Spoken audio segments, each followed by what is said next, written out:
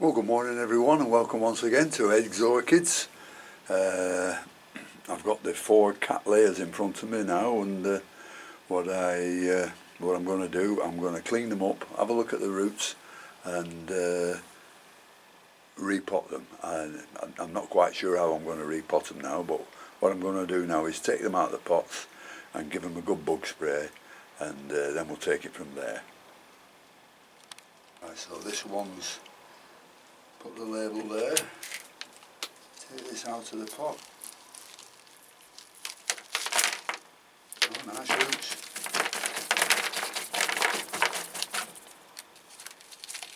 Plenty of some dead roots, but plenty of polystyrene in, which I'm not really a lover of, although you do get roots growing through it.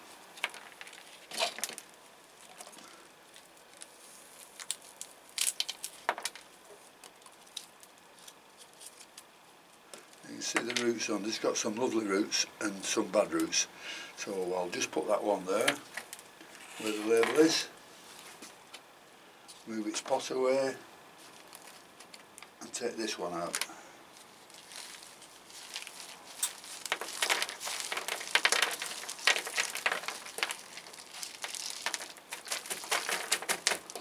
Now this one's done exactly the same, polystyrene bits in.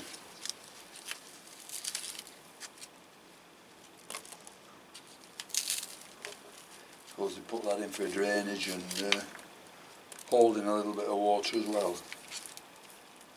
There's plenty in this one, but you'll find there's some nice roots growing through it, and there's also a lot of dead roots touching it.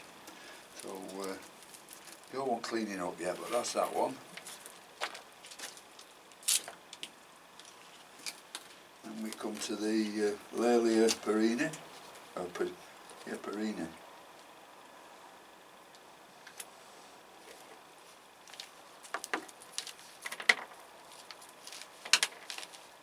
This has to be its pot.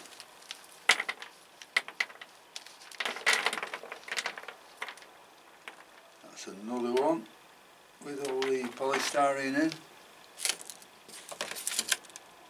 And then the last one, which is the golf green.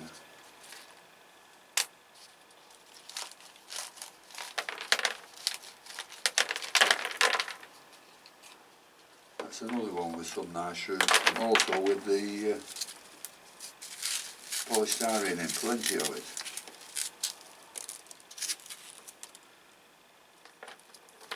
Right, so what I'll do just for now is I'll just give them a spray with plant invigorator just on the leaves, and then I'll clean the roots up, and then I'll do the roots as well. Make sure you get plenty under the leaves as well, because this is a very good one, I reckon, for spider mite.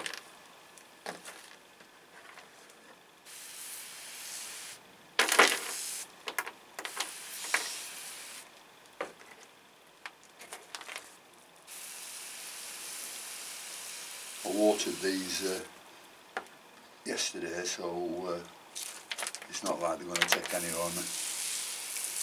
You know, we've been out of the pot for long. Right, that's that 4 done. I'm going to leave those for a little bit, and then I'm going to clean them up and spray the roots again, and then decide what to do in regards to potting up. Now I think this is going to be a bigger job than I thought, because you can see the nice roots there, but look underneath at the middle. All dead. From the middle down, all dead. Everything on the outside is living. So I've got to get in that middle there and remove all that. And it looks like I'll have to do the same on all the plants. So we better get started and get it done.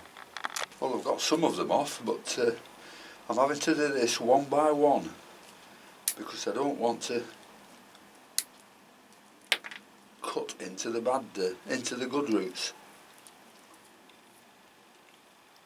So this is going to take me a while. So I'll show you what it's like when I've done this, and I'll only do this one, I'm not going to do all the 4 for you, you bore you to tears.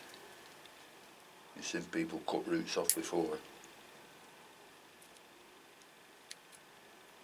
Right, so that's what I have to do for until everything's gone. And then when everything's gone, I should look up right towards the rhizome where it is, and trim them off right back to there as much as I can, just to make sure everything's gone. Well, I've done one, and it's a heck of a job. But as you can see, I've cleaned all the middle and the bad stuff out, and also right at the bottom was a big blodge of sphagnum moss where all the roots were coming out dead. So I've got them all out now, and that's how they should look. So it looks like they're ready just for going in a pot. So I might just do that. This is the pink empress that I've just unpotted and cleaned up a little bit. Some nice roots on it, but the middle was dreadful. It was hard, compact, very, very wet moss, and all the roots were in there that were bad. So this is one reason I never use sphagnum. I used to use them years ago on Cattleyas, and I found they were brilliant for 2 years. And then after that they just start going downhill, and I think it was because well, we know now that it's the sphagnum going far too acid. This is why I don't use it anymore. I'll just be potting these up in bark and perlite and maybe a bit of grow stones. That's the RLC Pink Empress. On this Cattleya perenni, it's got very few decent roots, you know, for the size of it, and it smells very, very sharp. I don't know why. I can't even put my finger on what the smell is, but I've got all this to clean up and pot up, and hope it survives this one. That's Cattleya perenni. Well, I've cut off as much as I dare on this Cattleya perenni, and it's got 1 or 2 decent roots here. They look a bit better on film than they are in reality, but I've cleaned it all up, and I'll just wait to do the next one. And look at all the stuff I've took off them. I've done 3 small Cattleyas and taken all that rubbish off them. And this is the golf green, and it looks exactly the same in the middle there. I'll expect to find some sphagnum moss in there that's been in well above 2 years, and this one needs a thorough clean up as well. So I'll get on with that, and I'll show you when it's done. Well, this is a real shocker to do. It's full of moss all over the place. It's got bad roots right in there. It's got roots entangled all over the place, stuck to the bark.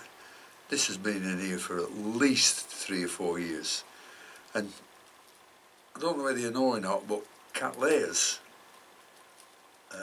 replace the roots every year. So this is why you should repot them every couple of years, so you can get rid of the bad stuff, which is no good.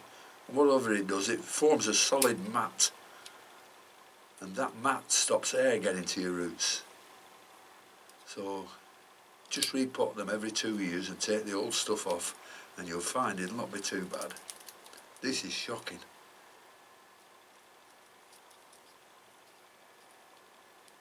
You see it? Look. Dreadful old stuff, and thick, and I've got no option just to keep cutting away. I'll lose 1 or 2 good roots, but they'll grow again if I pot them up right.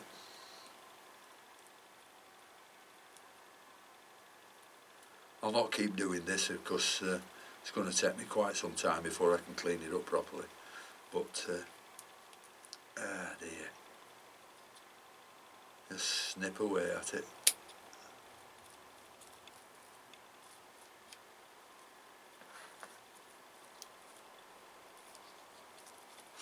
unfortunately it has some good roots, but I'll have to sacrifice a few of those to clean it up properly, which won't matter much. The new roots will take the place.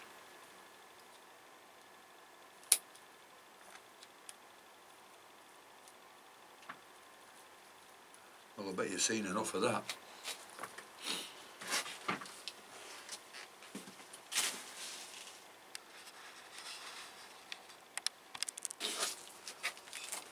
Well, I've got some large Melcourt bark, very big, and I've mixed it with some perlite, so that's what I'm going to use. So I think we'll just do one.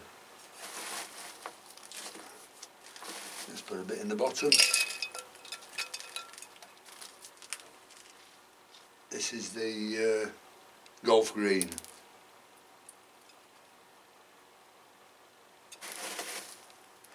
This large bark will make sure it gets enough air down to the roots, which they need. You know, and we're doing away with the excuse me. We're doing away with the sphagnum. That'll help me to get rid of any rotting roots and stuff like that. Oh, that smell off that plant's making me do all that. Right, I'm not doing any more to that now. Put the label in. That's the golf green. And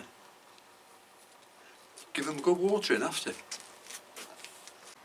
Well, here's the 4 of them all finished potting up, so all in the same stuff, and we'll just see how they get on. They've all been debugged if there were any bugs on them. The pots have always been cleaned in bleach, hot bleachy water. Put the pots in to clean them, and the tray while I was repotting the plants, that's all been sterilised as well. So they should be okay.